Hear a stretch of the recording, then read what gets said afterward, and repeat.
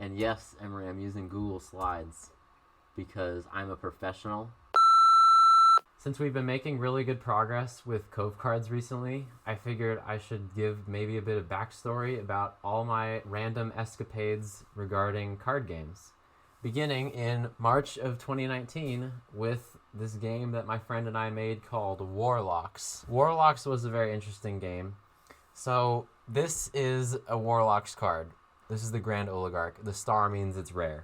And so basically in Warlocks, you had a deck of 5 cards. Then the goal of the game was to eliminate your opponent's deck of 5 cards. It was not like Magic the Gathering where you have a certain amount of health. Like the player didn't have any health. It was just the cards. Then every card had a certain amount of health and then a certain amount of damage that it could do per turn. And that was sort of just automatic. But then it would also have these other moves that could do different amounts of damage. I don't exactly remember why my friend and I thought it was a good idea to put this number here, because it doesn't have to be there, but we did, and it was very cool. This is one of the cards from the first set that I did. We did 3 sets of cards. There were 20 cards in each set. The first set, I drew all the artwork for in 3 hours, about. It was very fun. This card in particular was drawn in my biology class, which was great. And I had a huge crowd of people looking over my shoulder trying to figure out what the hell I was doing. And then over the summer, between school years, I decided that I wanted to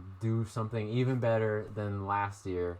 So I made another card game called Opposition, which I made in August of 2019. As you see, these are the backs of the cards. That was a feature that this card game had that the other card game did not have. This card game had backs to the cards. Another thing about this card game was that the card arts were done by me digitally in Photoshop. So even though they still are terrible, they're like professional grade terrible. Yeah, this card game also introduced another variable, which is card rarity. So this green circle means that the card is uncommon, which was fun. But other than that, it was pretty much the same game. We had bigger decks of cards because I wanted it to be more complicated and more cool. But the basic principle was the same, is that you had a certain number of cards and you had to defeat the other person's certain number of cards. This card game never really took off because I don't really know why. I just didn't do a great job of promoting it at school. But this card game was a big stepping stone toward my next card game, which was done only a few months later, which was Open Source. Based on the name, you might have already guessed.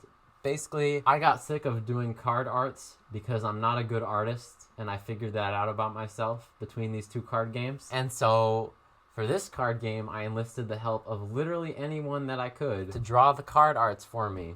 I still did some because it was fun to sit down with people and draw a card art. But because I had a bunch of different people working for me on this one, we had a lot of cards. These are some of the early ones we did, and then later it escalated quite a bit. We had a lot of different cards in this game. And because of the sheer number of cards that we had in this game, we ran into some issues. And so I had my first experience with unbalanced cards. These 2 cards ruined the entire game.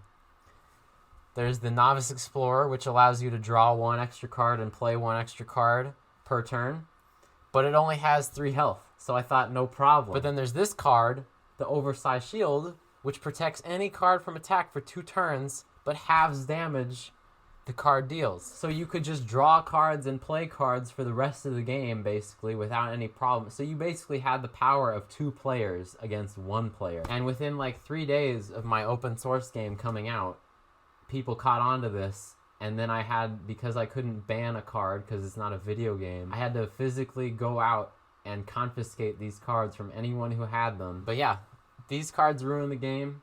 And then after I manually confiscated them, nobody really wanted to play the game anymore, understandably. So yeah, that's where this game ended. And now, more months later, I'm working on a new game, which is actually a video game card game, which you may have already heard about.